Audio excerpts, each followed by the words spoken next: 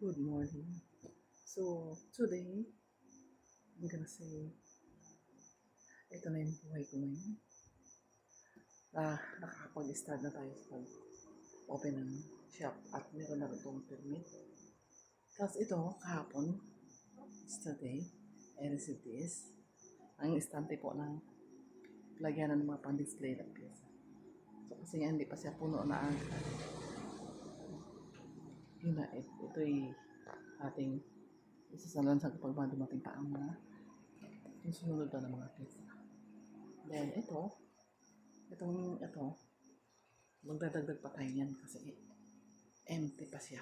Nadagdag na shelf. Empty kasi nga, sinalansan siya ng maayos. Kasi, from here to here, pinagkakasya siya para pa. Pagkasya lahat. Yan. Kasi yan. Which is yung iba talagang andun sa loob para matago talaga at magamit ang lahat ng space. Kasi, tapos, ito.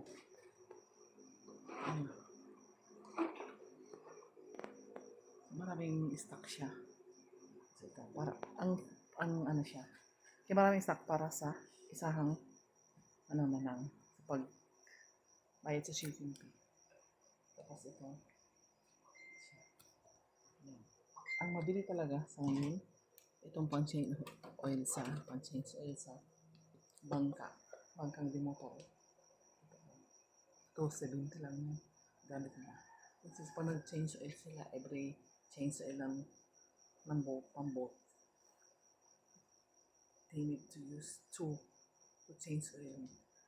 So they buy 2 pieces every week. Yun, marami bibili. And next, ayan mga display dito, no? Ayan. Ayan. Iba-ibang klase siya ng mga panda. Pero sa sunod, namili ulit ako. Malalaglag yan at malilipat yan. So, ayun no, yung for the purpose. Dahil sa pag nila na PPQ, stock food, para sa mga karne. Kasi sa labas, magtitinda ng barbecue. At sa ngayon nga, kasi nga ay mga gulong ina dito sa loob. Sa lugar namin po dito. Today, magagawa ng shed ng gulong. Mamaya, sabi magwe-welding yung mekaniko. Welding siya para sa mga tiles. Kasi kaya tingnan niya, sikip. Yung paandun pa sa may ref. Lagay ito. Hanggang doon talaga. Ito, katakot. Katakot ito, baka mahulog ito, pull down siya. Sigaan ko. Dito ako natutulog. Sa'yo. Kaya masikip siya talaga. Kailangan ilabas.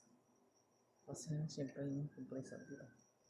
Talagang no space. Maliit lang. Pero kaya yan. Maliit. Mas maganda yung maliit. So yung mga tayo pa ng malaki. May space. Ganun lang. That's all.